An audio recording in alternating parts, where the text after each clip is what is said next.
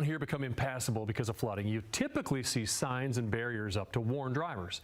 For one Bullitt County woman driving in the early morning hours this morning, the protection wasn't there. Wave News reporter Kirsten Foote shares her terrifying story. Camber McKnight started out her Monday like any other. She dropped off her daughter at her parents' house, and then she came down Beach Grove Road on her way to work. Only this sign wasn't here, and what she found was her worst fear. I went from driving on no rainy puddles, like the road looked fine, to it was just all over my windshield. Camber McKnight is holding her daughter and her family tight tonight. I went to put my car in reverse, and I was hitting the gas to try to back up, and the car was already in it. Like, it was just that quick. From there, McKnight called her parents, who were only a few minutes away, where her dad leaped into action. I was sitting on my window, like sitting on it for a second. And I called 911, and I was still hoping that somebody would get here in time so I wouldn't have to jump into the water.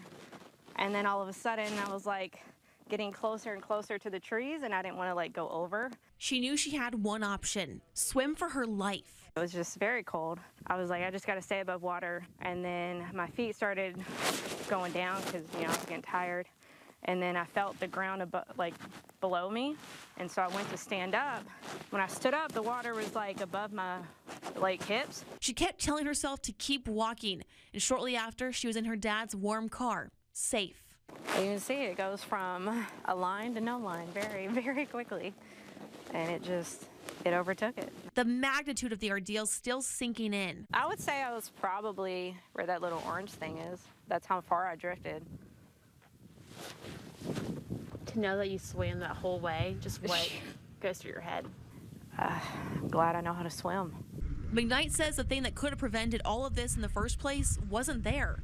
Barriers are there for a reason. She says the sign was off to the side of the road Monday morning. A family friend and police officer moved it after she got stuck, but she believes someone moved it Sunday night. The sign is helpful, and if I would have seen the sign, obviously I would have stopped, but that's easier moved than one of the bigger barricades that you would physically have to drive around. Now she's taking the Bible verse on her shirt to a whole new meaning. It says, "Fear not, for I am with you." And he was definitely with me today. While water levels remain high, McKnight says that she can only hope people don't move signs like this. It could be a matter of life and death. Reporting in Bullitt County, Kirsten Foote, Wave News.